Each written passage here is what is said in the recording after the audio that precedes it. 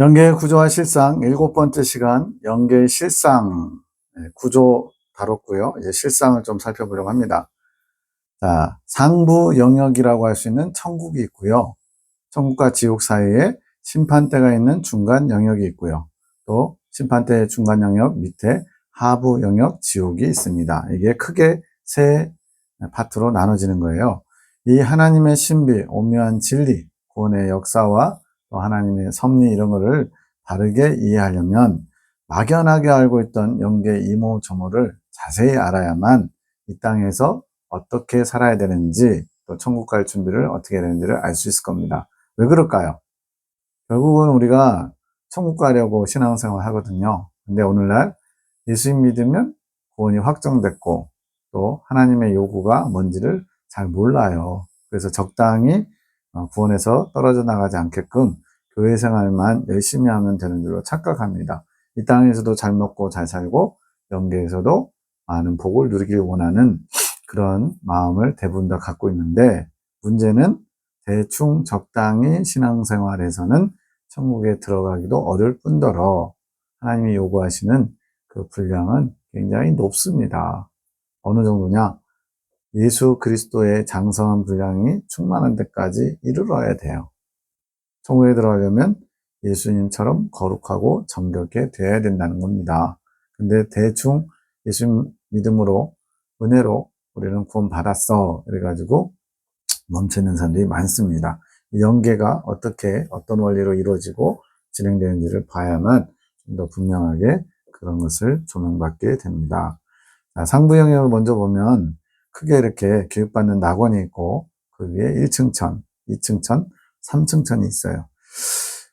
이미 돌아가신 고 이재롱 목사님 그 만민중앙교회 제가 보기에는 이당 교주 같아요. 근데 거기에 이제 그 다큐멘터리 나온 거 보니까요. 넷플릭스에서 나온 거 저도 한번 봤는데 기가 막히게 5층천으로 나눠놨어요. 그래가지고 이 교육받는 낙원을 1층천, 여기서 1층천을 2층천, 2층천을 3층천, 3층천을 4층천, 그리고 하나 더, 새 예루살렘 성을 위에다 하나 더 얹어가지고 5층천으로 나눠놓고 이 5층천인 새 예루살렘 성까지 나오려면 다른 거 없어요. 돈을 많이 내면 됩니다. 그래서 헌금을 얼마를 했느냐에 따라서 1층천 69%, 그 다음에 또 얼마를 내면 1층천 78%, 그렇게 해서 3층천 한 65%쯤 가신 분이 얘기하는데 수억 들었답니다. 수억.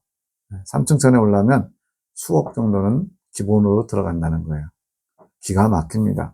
천국을 돈으로 장사하는, 그렇게 돈 많이 들여서 천국 갈 것 같으면 부자와 거지 나사로 비유가 왜 필요하겠습니까? 부자라면 천국 가 있어야죠.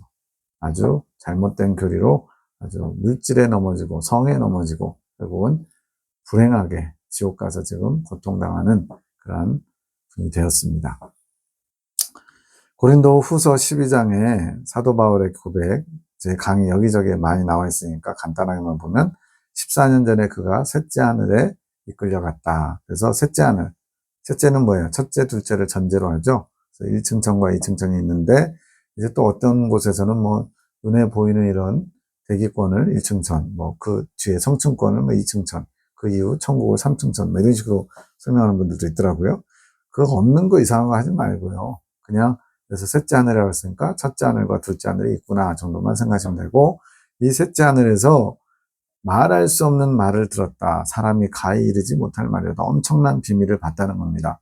이 셋째 하늘이 천상낙원 본부, 즉 하나님의 보좌가 있는 3층천 새 예루살렘 성이거든요. 그래서 이 천국 3층천에 하나님 보좌가 있고 거기에 영계의 태양이신 하나님이 계시고 바울이 아마 하나님을 만나고 온 놀라운 비밀인 것 같아요.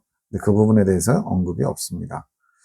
일부 신학자들은 이제 낙원 그러면 이건 대기소다 이렇게 주장하는데 계시록 2장 7절에도 하나님 낙원에 생명나무와 생명과가 있다고 했고요. 또 22장 1절 3절에도 영원한 천국 신천 신지 새하늘과 새 땅에 생명나무와 가실이 있다는 걸 볼 때 낙원은 그냥 천국에 대한 표현이에요. 그래서 즐거운 동산, 낙원, 에덴 낙원, 에덴 동산도 땅에 있는 천국이고요. 또 천년 지상 낙원, 천년 그리스도 왕국도 거기도 천국인데 땅에 있는 천국. 여기서 말하는 신천지는 영계에서 영원토록 존재하는 완성된 천국. 이 정도로 나누시면 될 것 같아요. 자, 영계의 태양이신 하나님을 만나려면 어떻게 되느냐? 히브리서 12장 14절에 모든 사람으로 더불어 화평함과 거룩함을 쫓으라. 이것이 없이는 아무도 주를 보지 못하리라. 여기서 모든 사람이라고 그랬습니다. 자기가 좋아하는 사람, 또 가족이나 이렇게 친한 사람, 그런 사람들하고는 우리도 화평할 수 있고 또 경건하거나 거룩한 모습 드러낼 수 있죠. 교회에서 나름대로 신실하다는 소리 들으면서 교회에서 막 난장판 부리지는 않잖아요.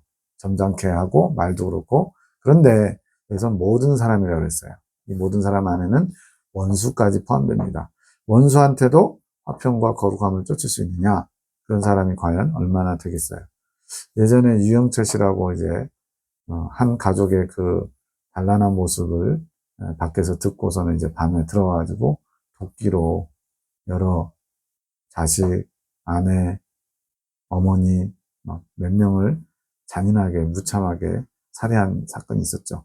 그 남자분이 가톨릭 분이었는데 그분이 그 유영철 씨를 용서한다고 했어요. 모르겠어요. 그분이 얼마나 성장하신 분인지 모르지만 보통 분은 아니라고 생각해요. 자기 가족은 이미 다 죽었고 이제 그 사람이라도 사형을 면하게 해달라고 탄원서를 냈다고 저는 알고 있습니다. 보통 분은 아니에요. 일단 근데 어쨌든 내 가족을 잔인하게 처참하게 무참하게 일면식도 없고 관계도 없어요. 근데도 처참하게 죽인 사람을 사형을 시켜주지 말아달라고 청원을 한다. 거의 이 히브리서 10장에 있는 말씀을 실천하는 사람인 걸로 보입니다. 아닐 수도 있고요. 어쨌든 그런데 화평과 거룩함을 쫓으래요. 이게 없으면 아무도 주를 보지 못한다. 이것은 천국에 들어갈 수 없다는 겁니다. 그래서 천국 들어가는 것을 만만하게 쉽게 생각하면 절대 안 된다는 거예요. 하나님의 기준은 굉장히 높습니다. 원수와도 화평할 수 있어야 되고 거룩함을 추구해야 된대요. 이것 없이는 아무도 주를 보지 못한다. 하나님의 선언입니다. 이 거룩함과 영적으로 어느 정도 성장했느냐, 또 상급을 얼마나 많이 쌓았느냐에 따라 하나님 보좌에서 가깝게 지내는 것이 이게 공정한 공의의 상급의 원리입니다. 그러니까 삼층천에 사는 성도들이 바로 이제 교회 시대 이긴자들 14만 4천 명 어린 양의 신부들인데 하나님 보좌 가장 가까운 곳에 살 수 있는 자격을 얻은 거죠.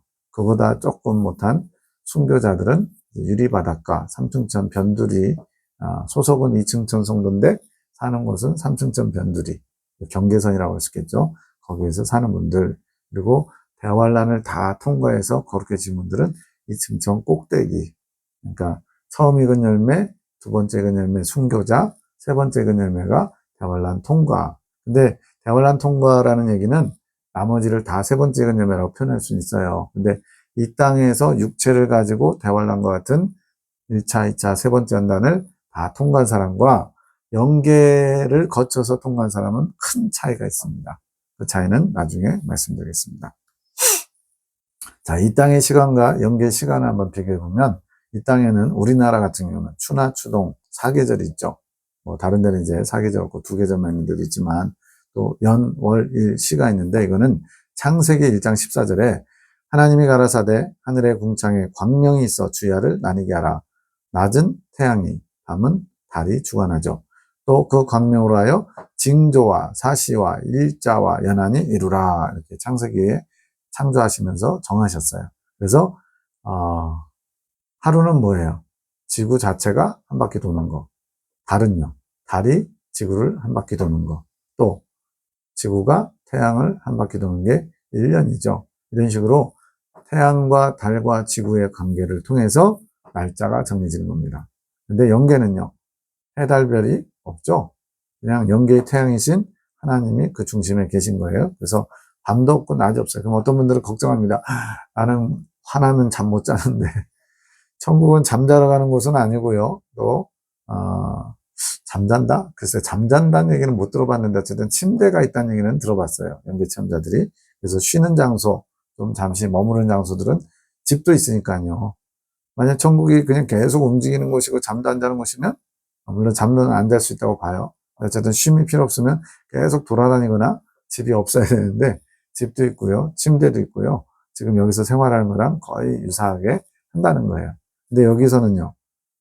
육체가 잠을 자거나 쉬지 않으면 피곤해서 힘들어하죠.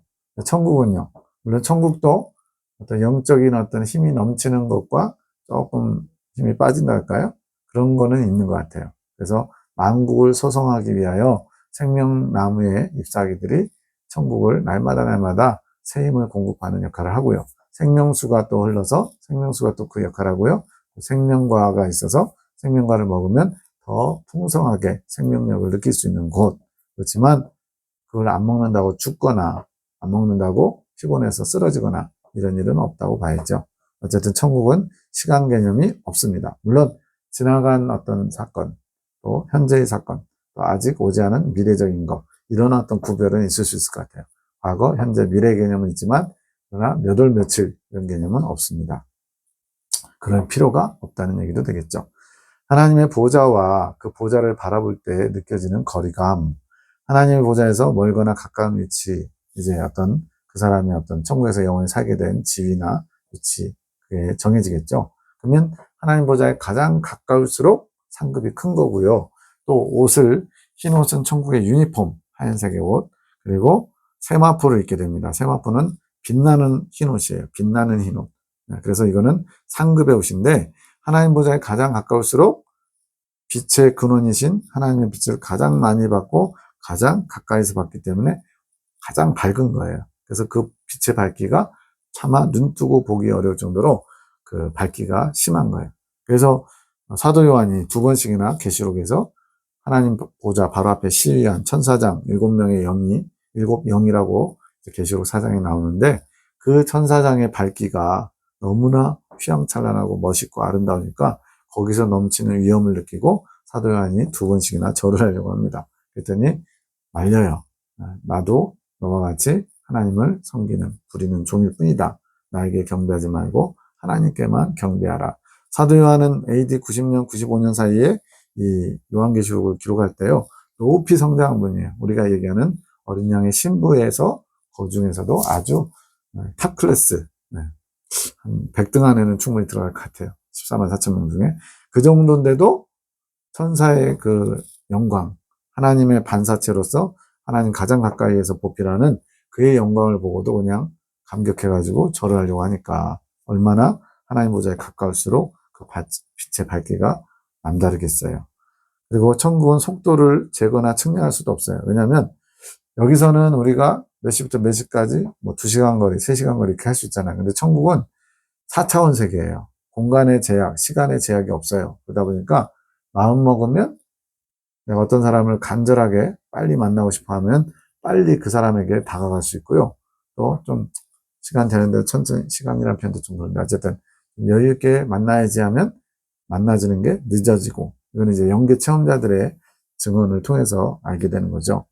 이런 것들이 굉장히 어떻게 보면 무질서할 수 있는데 모든 게 하나님이 정하신 원리와 질서를 따라 자유자재롭고 자유분방하면서도 질서와 조화를 이루는 곳이 천국입니다.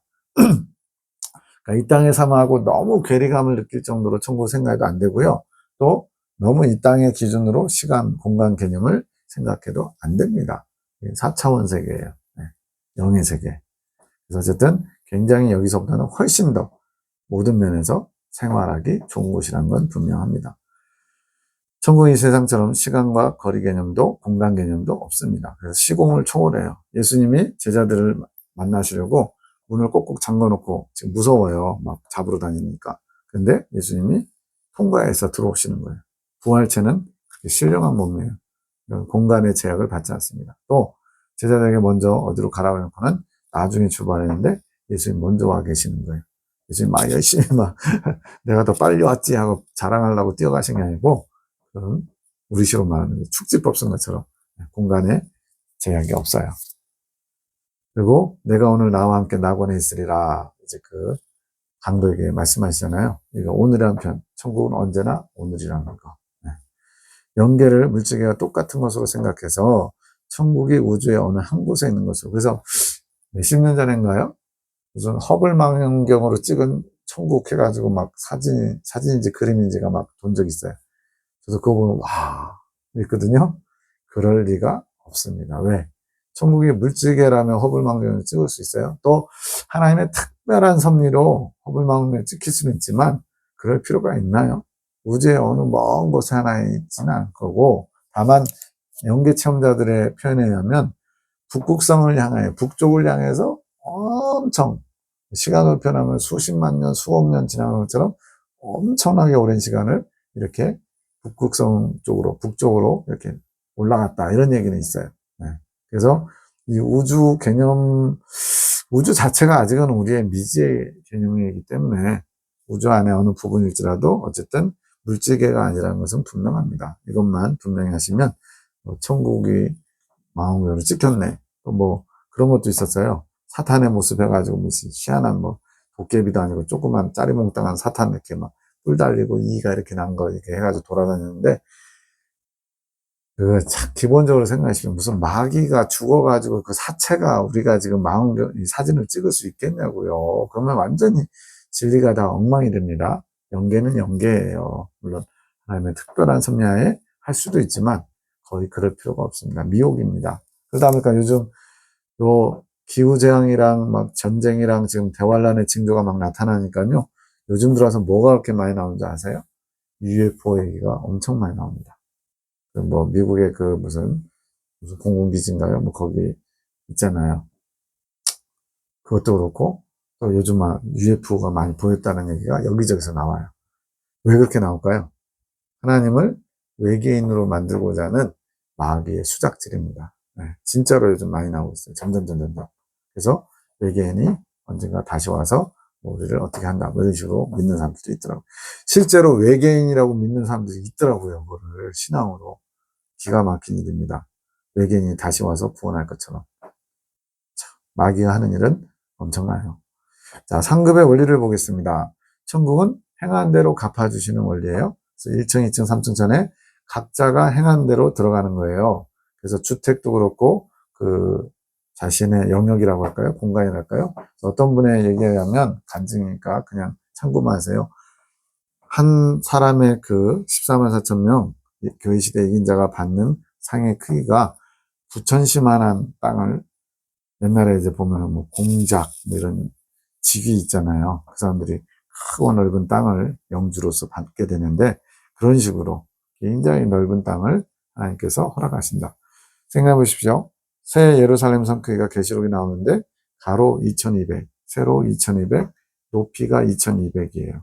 그럼 우리나라, 기본적으로 우리나라 땅덩어리 서울에서 부산까지가 400km, 450km 되는데 그거의 4, 5배, 세로 가로가 4, 5배니까 적어도 우리나라보다 거의 중국만 하지 않을까요? 중국이 40배인가 그런가요? 거의 그만한 데다가 그냥 바닥만 그러면 중국만 한 거예요. 근데 높이가 2200km예요. 높이가. 그게 뭐예요? 그 사이에도 무수히 많은 어떤 층이 있다라고 보시면 됩니다. 3층 천이지만 2층 천과 2층 천의 어떤 급을 나눈 거고요. 3층 천 안에도 무수히 많은 층이 있어서 상급에 따라 더 하나님 보좌에 가깝고, 변두리로 갈수록 상이 조금 상대적으로 좀 적겠죠. 그러나 2층 천 성도와 3층 천 성도가 받는 상은 비교 불가. 아예 급이 다른 겁니다. 근데 어쨌든 3층 천 성도들도 급이 다르다고 보여요. 왜? 2200km라는 어마어마한 층이 있다고 본다면 상상할 수가 없어요. 얼마나 하나님께서 14만 4천 명 어린 양의 신부들에게 큰 상을 내리시는지. 이것을 사모하면서 우리도 달려가야 됩니다. 주님에 대한 사랑이 강할수록 말씀과 능력과 생명의 원천이 되시는 하나님 보좌 앞에 가깝다는 거예요. 네. 말씀과 능력과 생명의 원천. 이게 뭘까요? 바로 언약궤 안에 있는 십계명, 돌판, 아론의 쌍난 지팡이, 부활의 권능, 또 생명, 이제 만나, 이걸 이렇게 표현한 겁니다. 어쨌든 하나님 보좌에 가까울수록 상급이 많은 거예요. 그래서 구약의 24장로, 24장로가 이제 계시록에 나오잖아요. 4장에서. 그들이 바로 사람으로 말하면 거의 제일 상이 많은 거죠. 왜? 보좌를 둘러싸고 있거든요. 네. 그에 비해서 14만 4천 명은 24장로보다는 못하지만 어쨌든 그들도 3층 천에 집이 있고 또 보좌에 앉고, 그래서 상이 어마어마하다 할 수 있죠. 야, 여기서 보시면 아브라함아 두려워 말라, 나는 너의 방패요 너의 지극히 큰 상급이니라. 하나님이 상급이라는 표현은 뭘까요? 너는 나로 만족해. 딴 거 안 줘도 너는 나로 만족해. 이런 말로 때우기일까요? 그런 게 아니고 이거는 내적인 상급이에요. 뭐냐면 하나님을 내 안에 소유하는 하나님의 영과 내 영이 합일돼서 하나 돼서 느끼게 되는 큰 은총. 이거는 이제 심령도표에서 성소에서부터 입구에서부터 쭉 이제 성령님께서 점점 땅의 영역을 확장해 가셔요. 그래서 지성과 감정과 의지를 상징하는 마음의 기관을 지나서 지성소까지 들어가셔서 내주합일되게 되는데 앞서 말씀드린 것처럼 예수님을 믿었지만 믿은 지 얼마 안 돼서 죽은 사람들은 성령께서 들어오셨지만 얼마 못 가서 멈추시는 거예요. 그러면 하나님에 대한 인식, 하나님을 느끼는 것, 하나님에 대한 어떤 관계된 것들 이런 걸 아는 것, 이건 지식이라고 얘기하기는 좀 그렇고 어쨌든 하나님에 대한 인식 자체가 요만큼이에요. 근데 영적 1차, 2차, 세 번째 연단까지 다 마치고 지성소에 하나님의 보좌 자리에 하나님께서 좌정하셔서 온전한 심령천국을 이룬 사람들은요, 하나님에 대한 것이 완전히 남다를 것 같아요. 하나님을 완전히 내 것으로 삼은 거예요. 그것이 이제 요한일서 표현은 뭐라고 되어 있어요? 아비들아, 너희가 태초부터 계신 일을 알았으며 이랬거든요. 아이 단계에서 아버지를 아는 것과 아비 단계에서 태초부터 계신 일을 아는 것은 느낌이 차원이 다르잖아요. 그런 것처럼 여기서 아브라함에게 내가 너의 지극히 큰 상급이라는 것은 하나님을 소유한 삼층천 성도들의 지금 아브라함은 구약의 24장로 하나님보다 가장 가까운 곳에 계신 분이거든요.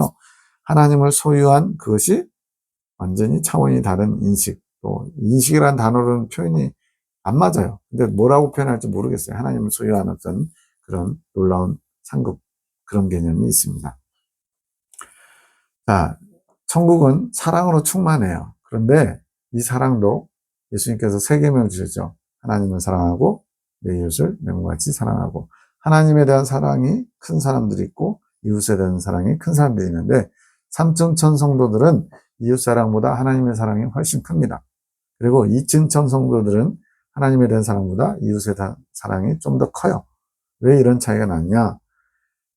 하나님에 대한 사랑이 크기 때문에 어린 양이 어디로 인도하든지 따라갈 수 있는 거예요. 대표적인 거 하나 들어볼까요? 구약의 모세가 시내산에서 금송아지 우상에 빠진 그들을 살리려고 하나님과 단판을 짓죠. 합의하시면 저들의 죄를 사하여 주십시오. 그렇지 않을 것 같으면 하나님의 책에서 저를 지워주십시오. 하나님 누구든지 내게 범죄하면 나의 책에서 지워버리라 그랬어요. 그러면서 모세의 기도를 받으시고 이제 하나 명령을 내리십니다. 그래서 모세가 레위인들은 내 편으로 나와라. 그런 칼을 차고 이쪽 진에서 저쪽 진까지 지나가면서 걸리는 사람들 다 죽여라. 그래서 3,000명이 죽어요. 금송아지 우상 숭배 때문에. 그때 모세가 뭐라고 그러냐? 너희가 오늘날 이렇게 행하였으므로 여호와 앞에 헌신하게 되었다 그래요. 이게 도덕적인 인간적인 관점에서 보면 뭐예요? 그냥 모세가 미쳤거나 그걸 시킨 하나님이 나쁜 하나님이 돼버리죠. 인간의 관점에서, 도덕적인 관점에서. 근데 하나님은 절대자입니다. 하나님이 옳다 그러면 옳은 거고요. 하나님이 좋다 그러면 좋은 거예요. 그래서 모세는 하나님 명령 따라 자기 가족을 레위인들이 죽인 거예요. 심지어는 뱃속에 아기가 있는 임산부도 있을 수 있고요. 70 먹은 아버지가 계실 수도 있어요. 아직 별로 자라지 못한 3살짜리, 4살짜리 아기가 있을 수도 있고 내 형제 자매가 있을 수도 있어요. 근데 하나님의 명령이 떨어져서 그렇게 실천한 겁니다. 이게 하나님에 대한 사랑이 이웃보다 더 강한 내 형제, 혈육, 친척보다 더 강한 모습인 거예요. 이것만 이해해도 좀 이해가 되실 겁니다. 하나님에 대한 사랑이 더 강하신 분들이 삼층천 성도. 이분들은 하나님이 명하시면 자기 목숨도 아까워하지 않고 내놓으실 분들이에요. 순교자들도 이제 거기에 거의 준한 분들이죠. 근데 이층천에 들어간 성도들은 하나님도 사랑하지만 상대적으로 사람들을 좀 더 긍휼히 여기는, 불쌍히 여기는 마음이 많아요. 그러다 보니까 이웃에 대한 사랑이 더 강해요. 예를 들어 볼까요? 어떤 수도회가 수도의 장을 이제 장상이라고 그러는데 수도의 장이 그 수도의 규칙이 육식을 못하게 돼 있어요. 이 육식에는 우유도 포함됩니다. 근데 어떤 그 수련하고 있는 수도 자매가 좀 몸이 안 좋아가지고 굉장히 약해졌어요. 허약해졌어요. 그랬더니 누군가가 저럴 때는 우유 먹으면 좀 건강을 빨리 회복할 텐데 이 얘기 듣고는 장상이 우유를 사다가 몰래 넣어주는 거예요. 그래서 다른 사람한테 얘기하지 말고 먹어. 이거 먹고 얼른 기운내. 만약 그렇게 해서 좀 나아졌어요. 그러면 우리가 볼 때 얼마든지 그럴 수 있다고 생각할 수 있고 또 조금 원리 원칙적인 사람은 아니 수도의 규칙이 그런데 어떻게 저게 장상에 어길 수 있냐고 그러면서 막 탄핵감이라고 할 수도 있어요. 이분의 상황은 뭐예요? 하나님의 배 세워진 수도 규칙보다 그 사람을 긍휼히 여기는 마음이 좀 더 컸기 때문에 그렇게 규칙을 어기는 것이지만 크게 나쁘다고 생각하지 않고 이웃 사랑을 실천한 거죠. 약간은 좀 극단적인 예지만 이런 걸 생각해 봤을 때 하나님에 대한 사랑이 더 큰 사람이 있고 이웃에 대한 사랑이 더 큰 사람이 있다는 걸 알 수가 있습니다. 그리고 1층천에는 2층천하고 또 비교할 수가 없어요. 3층천 성도와 2층천 성도는 비교할 수 없고요. 2층천 성도와 1층천 성도는 비교할 수 없지만 이 1층천 성도 중에도 하나님을 좀 더 사랑하는 사람이 있고 이웃을 좀 더 사랑하는 사람이 있겠죠. 그래서 거기서도 약간 좀 나눔이 있어져요. 그러면은 12지파로 천국에 들어간다는 걸 이미 들으신 분도 있을 겁니다. 우리는 모르지만 하나님이 각자의 성령의 열매에 따라 12지파로 나눠지면서도 이렇게 하나님 사랑과 이웃 사랑이 강한 사람들끼리 또 끼리끼리 어우러지게 그런 거 있잖아요. 좀 외모가 비슷한 사람들끼리 모여 사는데 성격이 또 다르니까 성격이 또 비슷한 사람끼리 또 갈라지는 것처럼 적절하게 하나님이 구역 배치를 할 것 같아요. 하나님이 하시면 뭐 모든 것이 정확하죠. 자, 삼층천 성도들은 하나님의 빛과 생명수가 하나님 보좌로부터 삼층천을 거쳐서 쫙 흐르는 겁니다. 생각만 해도 뭐 이제 우리 지구에서 가장 아름다운 세계 해가지고 막 폭포나 뭐 이런 거 막 신비로운 거 많잖아요. 특히 중국 가면 아주 높은 산들에 굉장히 기암 절벽도 많고 폭포도 흐르고. 그런데 이러한 생명수가 하나님 보좌로부터 흘러요. 골고루 조화 있게 질서 있게. 그래서 저 밑에 1층천까지도. 그러나 그 생명수를 맛보는 것도 차이가 있을 거로 보입니다. 그러니까 나는 1층천에 가게 되면 억울하다 그럴 필요가 없어요. 왜? 이 땅에서 주님을 위해서 어떻게 살았느니로 1층천, 2층천, 3층천이 갈라지잖아요. 3층천은 하나님을 가장 사랑하는 사람들. 그러니까 신부의 자격이 있죠. 2층천은 하나님을 사랑하지만 그래도 다른 사람들에게 더 선을 많이 베푼 사람들. 1층천 성도는요. 겨우겨우 구원을 받든지 또 나름대로 열심히 신앙생활 한다고 했지만 자기 만족도 어느 정도 적당히 누려가면서 타협하면서 신앙생활 한 사람들. 거기에 가장 적절하게 하나님이 상급을 주시는 거니까 원망할 필요도 없고 탓할 필요도 없어요. 하나님만큼 정확하게 상급 주실 분이 누가 있어요. 삼층천 성도들은 주님에 대한 뜨거운 사랑이 있기 때문에 보좌에 앉아 계신 하나님이 태양같이 보인다. 물론 가장 가까운 곳에서 하나님을 바라보기 때문에 하나님을 가장 태양처럼 보일 수밖에 없죠. 그런데 그런 외적인 것도 있지만 또 하나님에 대한 뜨거운 사랑이 태양처럼 뜨겁기 때문에 하나님 보좌가 태양처럼 보인다. 영계의 체험을 통해서 또 영적인 원리를 통해서 이해할 수 있습니다. 그리고 이층천 성도는요. 이웃에 대한 사랑이 크기 때문에 하나님 보좌를 바라보면 뭐 거리 개념이 없다고 그랬어요. 그렇지만 2층천, 3층천, 1층천 있는 것처럼 어떤 뭐 우리식으로 미터 개념은 아니겠지만 어쨌든 하나님 보좌를 바라봤을 때 좀 거리가 떨어져 있잖아요. 그래서 크고 흰 보좌, 백보자 심판 때 생각하시면 될 것 같아요. 큰 달처럼. 우리도 정월대보름이나 추석 때 보면은 달이 막 다른 때 한 2배, 3배 크잖아요. 그런 식으로 하나님 보좌가 밝고 흰 달처럼 보이고 1층천 성도는 하나님에 대한 사랑이 있는 구역에서는 해처럼 보이긴 한데 우리 낮에 이렇게 해 보면은 쬐깐하잖아요. 달보다 더 작아 보이잖아요. 그것도 더 멀리 그리고 달도 멀리 있는 것처럼 해나 달로 좀 다르게 보이지만 그냥 멀리 보인다. 그래서 축구공만하게 보인다. 뭐 이 정도 생각하시면 될 것 같아요. 이렇게 하나님 보좌를 바라보는 인식체계도 1층천이냐, 2층천이냐, 3층천에 따라서 다르다는 것. 이것 또한 상급 안에 포함된다고 볼 수 있습니다. 왜? 하나님 보좌가 가까울수록 하나님으로부터 받는 성총이라고 표현할까요? 하나님의 어떤 그런 은혜, 빛의 은혜가 다를 것이라고 보입니다. 그리고 천국은 세로로는 이렇게 되어 있고요. 가로로는요. 12지파로 나뉩니다. 이것의 근거는 뭐냐? 구약에서 이스라엘 백성들, 하나님 백성들이죠. 그들이 약속의 땅, 가나안 땅으로 들어가는데 12지파로 구분돼서 땅을 분배받죠. 이게 천국이 12지파로 되었다는 아주 중요한 모형입니다. 즉 우리가 가게 될 영계의 천국도 12지파로 나뉘어서 들어가는 거예요. 12지파로 구분되는 건 뭐냐? 그들이 행한 대로 상급을 받는데 여러 가지 자신들이 맺는 열매들이 다르기 때문에 그렇습니다. 그냥 복잡하게 생각하지 말고 예수님의 제자 중에 베드로는 충성지파, 사도 요한은 사랑지파, 누구도 토를 안 달아요. 이거는 다 동일하게 얘기해요. 베드로는 충성스럽게 막 앞장서서 으쌰으쌰 하면서 하죠. 사도 요한은요. 요한일서에 보면요. 형제들아 우리가 서로 사랑하자. 사랑은 하나님께 속한 것이니 이러면서 사랑을 막 노래해요. 네. 각자 맺는 열매가 다른 겁니다. 성도들이 이 땅에 사는 동안에 어떤 빛의 열매를 많이 맺었느냐에 따라서 상급이 달라요. 어느 게 더 좋다는 아닙니다. 충성지파가 좋다, 사랑지파가 좋다, 자비지파가 좋다 이런 거는 그렇게 중요하지 않을 것 같아요. 중요한 거는 최선을 다해서 자신이 맺어야 될 열매들을 맺는 게 중요하겠죠.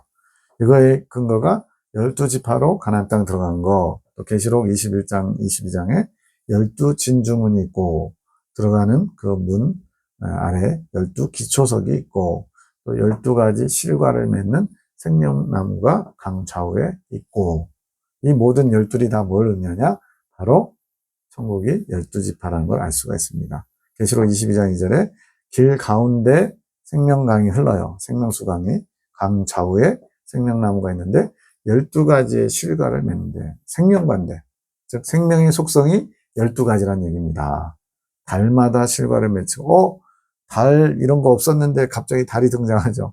그래서 이 달은 우리가 지금 이 땅에서 생각하기에 한 달에 한 번 열매 맺는 것처럼 어떤 시기를 기점으로 다시 맺히고 한다는 의미지 실제로 한 달, 두 달 그 개념이 아니라 우리가 이해할 수 있는 표현으로 표현한 겁니다. 그래서 계속 따먹어도 계속 맺히는 거예요. 그럼 생명과는 한 번만 먹는 거냐? 한 번만 먹어서 예수님의 생명을 소유하면 이제 영생을 하긴 해요. 근데 또 왜 생명과를 또 먹냐? 매번 생명과를 먹을 때마다 하나님의 생명이 우리 안에서 풍성하게 채워지는 거예요. 그런 거 있잖아요. 죽으면 안 되니까 먹는 생존을 위한 밥이냐? 또는 내 만족, 육체의 만족을 위해서 우리는 보통 만족을 위해서 뭘 먹잖아요. 그런 것처럼 생명과를 먹을 때 이것이 우리 안에 생명력이 넘쳐가지고 생명의 기운이 펄펄 나는 겁니다. 그 나무 잎사귀들은 만국을 소성하기 위하여 있더라. 이게 에스겔서 47장에도 이거 비슷한 표현이 있어요. 이 생명나무 얘기한 것 같아요. 그러면서 잎이 약재의 재료로 쓰인다 이런 표현이 있더라고요. 저도 처음 봤어요. 에스겔 47장 12절인가요? 거기 보면 요거랑 거의 같은 표현이 있어요. 네. 성령의 12가지 열매가 바로 예수님의 성품을 가리키는데 갈라디아서 5장 22절 23절에 오직 성령의 열매는 해가지고 9가지를 가르쳐줍니다. 사랑, 희락, 화평, 오래 참음, 자비, 양선, 충성, 온유, 절제. 근데 오직 했으니까 성령의 9가지밖에 없다 이렇게 생각할 수 있는데 여기서 오직은 바로 이것입니다라는 강조예요. only가 아니고 강조적인 표현. 바로 이것입니다. 성령의 열매는. 근데 이렇게 놓으면 예수님의 성품 중에 빠지면 안 되는 것들이 있어요. 그 중에 대표적인 게 겸손.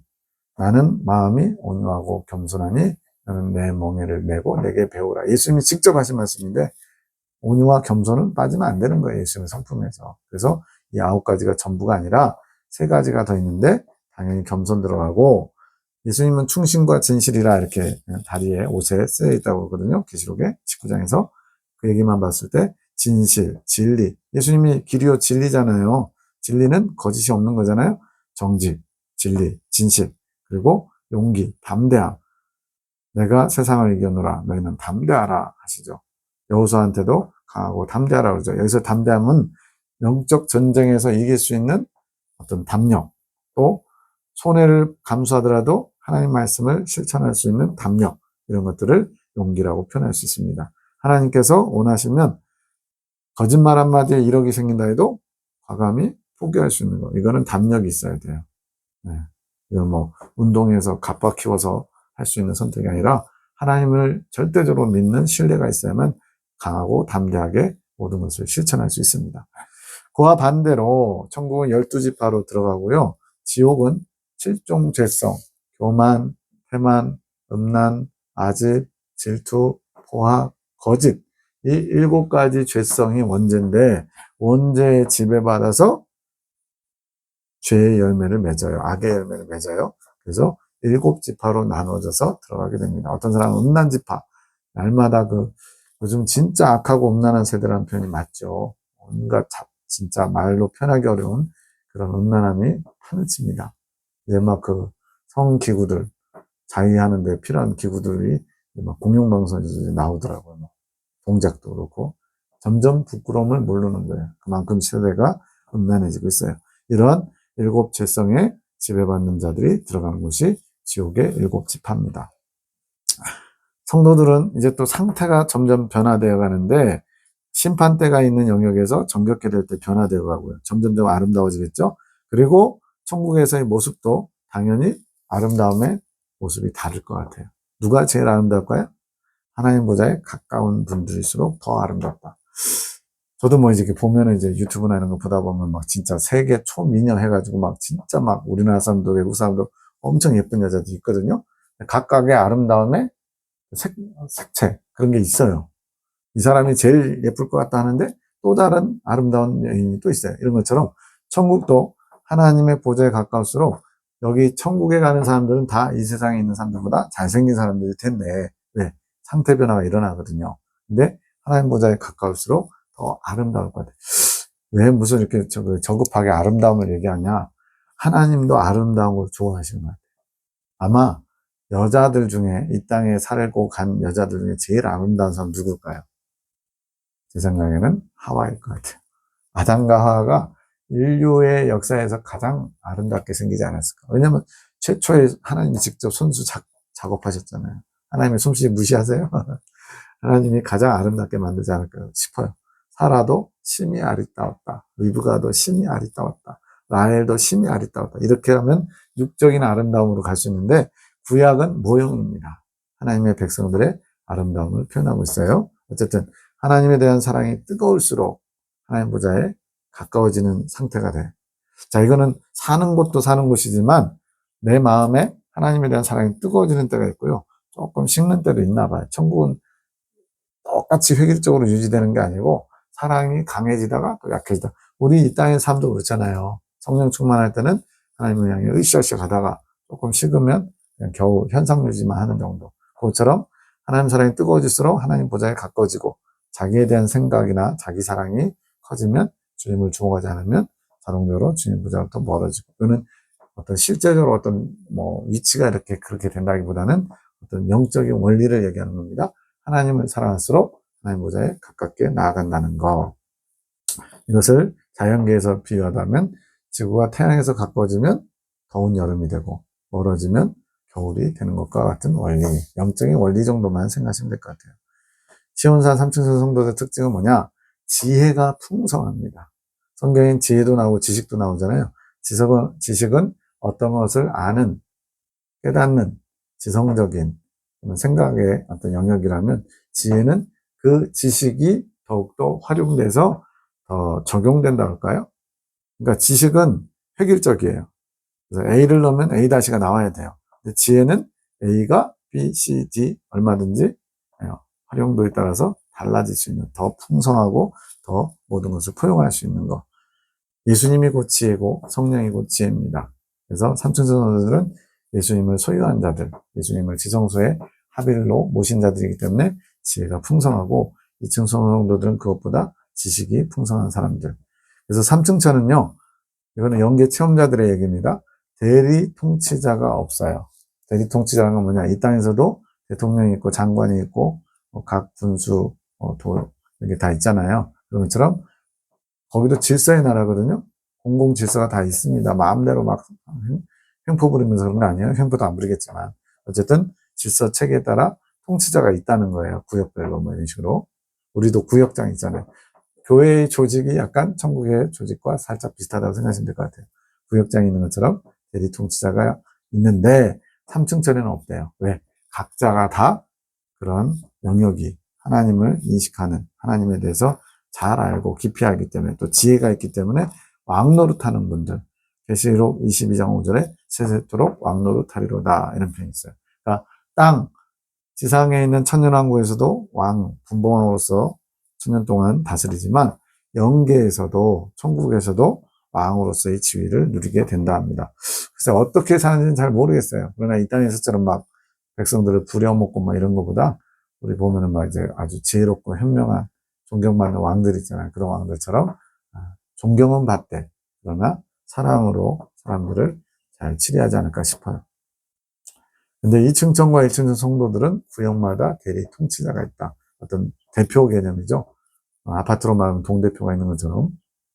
그래서 그 대리 통치자가 천국의 율법으로 자기 구역 안에 있는 사람들을 덕으로 다스린다. 이 땅에서 자기를 위한 그런 어떤 권리만 누리는 사람들이 아니고 오히려 의무를 감당하는. 그래서 천국은 섬기는 자들이 높은 천국 가는 거예요. 거꾸로입니다. 이 세상은 높은 사람들이 섬김을 받죠. 천국은 높이 성장한 사람들이 섬기는 곳이에요. 그럼 나는 안 섬기기 싫어서 낮은 천국 갈래. 제발 좀 그 철없는 얘기 하지 마시고요. 섬길수록 좋은 겁니다. 기쁨과 희락과 즐거움이 있어요. 여기서는 대접받아야 기분이 좋은데 거기서는 섬기면서 더 큰 희락, 즐거움을 느낄 수 있을 것 같아요. 그래서 수고하니까 같은 레벨이라도 좀 더 큰 집에 살고 또 그럼에도 겸손하게 다스린다. 연계 체험이니까 참고만 하시면 될 것 같아요. 그리고 이 율법은 구약시대 모세에게 주신 율법이 아니라 천국에서 새롭게 적용되는 법도다. 이렇게 생각하시면 될 것 같아요. 천국도 사는 곳이에요. 천국도 사람들이 모여서 사는 곳. 다만 하나님이 중심이고 하나님을 사랑하는 이들이 모여서 하기 때문에 아름다운 열매들이 맺어진 곳이죠. 하나님의 말씀이 이제 우리에게 전달될 때 삼층천 성도들은요, 말씀을 듣자마자 즉시 실천합니다. 이게 계시록에 뭐라고 표현되어 있어요? 14장에서. 어린 양이 어디로 인도하든지 따라가는 자, 즉각 순종을 할 수 있는 거예요. 잘 알아듣고 잘 순종하고. 이층천 성도들은요, 일단 들어보고서 합리적인지 아닌지, 자기 생각이 옳은지 아닌지 확인하면서, 그래도 되겠다. 실천하는 거예요. 1층천 성도들은요, 뭔 말씀을 하는지 못 알아들어요. 이거가 이제 계시록에서는 어떻게 표현되냐면, 검은 고 타는 소리, 또 많은 물소리, 또 천둥, 번개, 뇌성처럼 들리는 소리. 검은 고 타는 소리는 3층천 성도들이 새 노래를 부르는데 그게 사도 요한의 귀에는 검은 고 타는 소리처럼 아름답게 들렸고요. 2층천 성도들에게는 천둥, 뇌성, 번개처럼 굉장히 두려움의 소리, 어느 정도 소리를 알아듣는 거죠. 1층천 성도들에게는 많은 물소리, 폭포소리, 꽉 쏟아지는 소리 있잖아요. 시끄러운 소리. 그러니까 분간을 못하는 거죠. 제대로 하나님 말씀을 못 알아듣는 것이 바로 그런 원리예요. 2층천에는 특별히 설교자 구역이 있대요. 이거는 많은 사람들이 간증하는 건데 설교자 구역이 있어서 설교하신 분들, 대부분 목사님들이나 이런 분들이겠죠. 하나님께서 공급해 주신 지식을 가지고 여기서도 예배가 이루어지는데 전체가 다 모여서 예배하는 경우도 있는 것 같아요. 아니 그 수많은 사람이 어떻게 다 모여서 예배하냐. 천국은 시공간의 개념에 제한이 없다는 걸 생각하셔야 돼요. 이렇게 전체가 모여서 예배할 때도 있고 또 부분 예배 모임이 있는 것 같아요. 어떻게 예배드릴지는 모르겠지만 어쨌든 그 예배가 지겨운 예배가 아니라는 거, 이것은 분명합니다. 이 땅에서 사는 동안에 설교를 잘 하고 또 설교하는 것을 기쁨으로 하시는 분들이 재능에 따라서 설교를 한대요. 그래서 이제 참고사항입니다. 3층천 성도도 2층천 성도에 해당하는 이 설교자가 설교할 때는요, 그 설교자의 말에 꼼짝 못 한다는 얘기를 어떤 분이 하더라고요. 이거는 뭐 이제 설교자가 막 승질내고 이런다는 얘기가 아니고 설교자 말에 고분고분 순종하는, 그러니까 어떻게 보면 질서 차원이죠. 설교자의 그 어떤 권위가 하나님께서 입혀주셨다는 거예요. 3층천 성도임에도 불구하고 2층천 성도가 설교할 때는 마치 말 잘 듣는 순한 양처럼 그렇게 설교자에게 어떤 그런 모습을 보인다, 이런 얘기도 합니다. 자, 천국의 상급은 지혜와 사랑과 인격, 이런 것들은 다 내적인 거, 눈에 보이지 않는 거. 앞서 말씀드렸죠. 아브라함이 내가 너의 큰 상급이다. 이 안에 이루어진 하나님에 대한 인식, 이런 것들이 확 다른 거예요. 높이 성장할수록, 3층천에 간 사람일수록. 또 외적으로 눈에 보이는 주택이라든가 환경이라든가 빛나는 세마포라든가 면류관이라든가 생명의 면류관을 3층천 정도 쓰는데 2층천, 1층천 정도는 못 쓰냐? 쓰긴 쓸 거예요. 근데 3층천 정도와는 좀 다르게. 그래서 교회 시대에 이긴 자들과 대환란 들어가서 이긴 자들, 다 다른 겁니다. 천국은 다 이겨야 들어가요. 하나님 정하신 마귀와 세상과 거치고 사는 환경과 싸워 이겨야만 하나님이 천국 백성으로 용납하시는 거예요. 1층천 성도들보다는 2층천 성도들이, 2층천 성도들보다는 3층천 성도들의 상급이 크다는 것은 이미 계속 말씀드렸고요. 천국은 전체가 다 상급으로 이루어진 나라입니다. 그래서 높은 천국에 갈수록 상급이 크다라고 생각하시면 되는데, 근데 중요한 것은 천국은 침노하는 자일 것. 정해놓지 않았어요. 하나님, 너는 1층천 가, 너는 2층천 가. 이건 심판 때에서 결정되는 거지, 우리가 지금 아직 끝나지 않았어요. 죽기 전까지 또는 주님 오시기 전까지 최선을 다해서 침노에 들어가면 지금 3층천들 성도들도 있고요. 2층천들 성도들도 있고요. 2층천에 만족하면서 나는 그냥 적당히 타협하면서 천국만 가면 돼. 이런 분들은 2층천 가야죠. 뭐 어떻게 하겠어요. 사모하시는 만큼 변화된 삶을 살게 될 것입니다. 공평과 정의로 허락하시는 상급. 누가 뭐라고 해도 토를 다할 수 없을 만큼 정확하게 하나님이 공평하게 행한 대로 상을 주실 겁니다. 철저하게 쌓은 공력에 따라 준비됩니다. 그래서 고린도서 13장에 있는 것처럼 3장 13절 15절인가요? 그것처럼 쌓은 공력이 없어져 버리면 안 돼요. 불에 타서 없어져 버리면 안 돼요. 그래서 하루하루 빛을 따라 최선을 다하면서 철저하게 사는 것이 중요합니다. 오늘 주어진 하루가 내 인생의 마지막일 수도 있어요. 내일 교통사고 나면 어떡할 거예요? 얼마 전에 그 참사 있었잖아요. 몇 명이 죽고 막 그랬잖아요. 그분들 중에 축하 승진하는 그 회식 자리 참석하고 나와가지고 정작 승진도 못하고 죽은 거예요. 그분이 그렇게 죽을 줄 알았다면 그 자리에 안 갔겠죠. 우리는 한 치 앞을 모르기 때문에 오늘이 마지막인 것처럼 빛을 따라 최선을 다하는 삶을 살아야 됩니다. 마지막으로 정리하면 천국은 이렇게 되어 있고요. 위로 올라갈수록 빛의 밝기가 훨씬 밝고요. 하나님 보좌로부터 빛이 공급되고 생명수가 공급되고 생명과가 공급되는데 그것도 차원이 다를 것 같아요. 이 새 예루살렘 성 상부 영역의 가장 높은 천국을 침노하는 자로서 들어가는 저와 여러분이 되시기를 축복합니다. 감사합니다.